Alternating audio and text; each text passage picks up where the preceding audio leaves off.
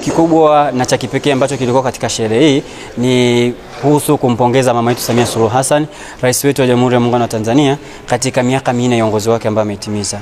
Kwa hiyo mara baada ya tukio hili nimeona watu wengi sana wamelipokea kwa mwitikio mkubwa. Mara baada ya tukio hili tunachotarajia kufanya sisi kama Mwanzo Mpya, tunatakiwa kuhakikisha jamii yetu ina muunganiko ambao unaongea lugha moja. Muunganiko kwa maana ya maendeleo ya Tarime yetu iliyo mpya tuijenge sisi wenyewe. Mwanzo Mpya imekuja kama tu mwanzo, lakini tunatarajia watu wengine wadau ambao wako nje ya Tarime tuungane nao kwa ajili ya kujenga Tarime yetu. Si tu hao, tuunganishe nguvu yetu tulionayo na serikali yetu ambayo iko maeneo haya ambayo tunazungukwa na taasisi zetu hizi, wakiwepo ofisi ya mkuu wa wilaya, ambao wao wamesema wazi tu kwamba sisi tuko tayari kupokea lolote lile ambalo litakuja maadamu ni la kujenga wilaya yetu. Tutalipokea na tuone jinsi ambavyo tunaweza kulichakata na kushirikiana na wadau ndani ya wilaya. Lakini mara baada ya haya mimi niwaombe tu tusichokane, tunatarajia pia kufanya mambo mengine mengi baada ya haya, ambayo nadhani baada ya muda sio mrefu kama wiki moja hivi tutaweza kupeana ratiba na nini kinafanyika, nini tunaanzia wapi na tunaenda wapi. Kwa ndugu zangu waandishi wa habari, nyie bado ni ndugu zetu na tunawathamini. Tunaandaa tukio lingine ambalo tutawafurahisha wao. Sisi kama Mwanzo Mpya, sisi kipaumbele chetu ni mama kama mnavyoona.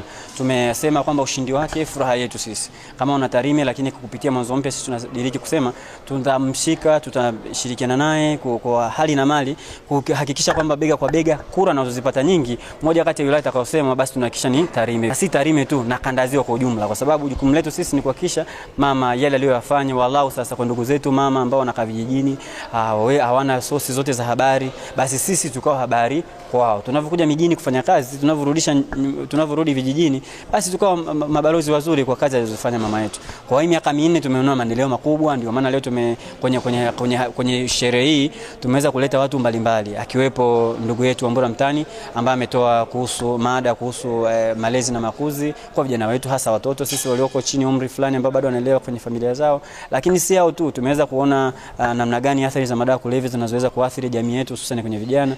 Tumeleta watu kutoka kwenye dawati la jeshi letu la polisi kama polisi jamii kutuelimisha sisi kama vijana.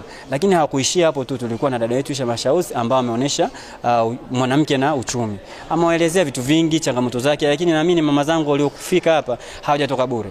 Hata kama ametoka bure basi naamini, lakini kile alichotoka nacho walau ni kidogo kitaweza kumjenga kesho na kesho kutwa. Tusimame sisi kama wana Tarime, lakini tunavyosimama hata kumsemea mama, si tu mwambie huo muda unalia, lakini unamwambia mtu ukiwa na ujasiri kutoka moyoni kwa maendeleo ambayo tumeona sisi wenyewe.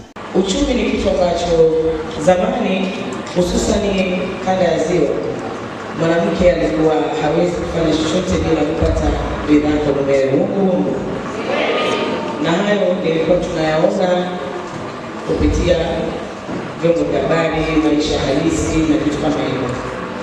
Kiuzuri sijakaa sana kanda ya Ziwa, ingawaje najivunia kuzaliwa huko. Kwa hiyo tulikuwa tunaviona. Kwa mfano babangu alimkatalia mamangu kufanya biashara, lakini kuna siku babangu alipata ajali akavunjika mguu, akakaa Muhimbili takriban mwaka 1 na kitu. Pale ndio alipothamini mwanamke kujitafutia. Ana watoto 5, anataka kusoma, kuvaa, kula na matumizi mengine kama vile kuumwa na vitu kadhaa. Tumai cha ndugu, kila mmoja anatakiwa pambana na familia yake. Usimlaumu leo nani asaidie familia, jisaidie mwenyewe. Natoa nukuu ya dada mmoja anaitwa Joyce Karia, aliwahi kusema kitu pekee kinachoweza kumfanya mwanamke awe huru ni kipato chake. Tutahangaika sana kusema wanaume msiwanyanyase wanawake, wanaume msifanye nini, lakini kitu pekee kitakachokufanya wewe uwe huru ni kipato chako.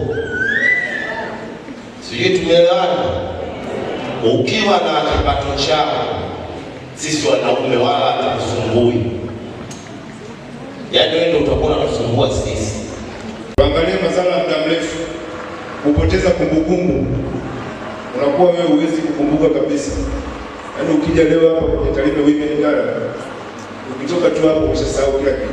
Magonjwa ya akili, magonjwa ya moyo, yenye mapafu, kiharusi, ukimwi, ngozi na utapiamlo. Haya magonjwa yote yanatokana na madhara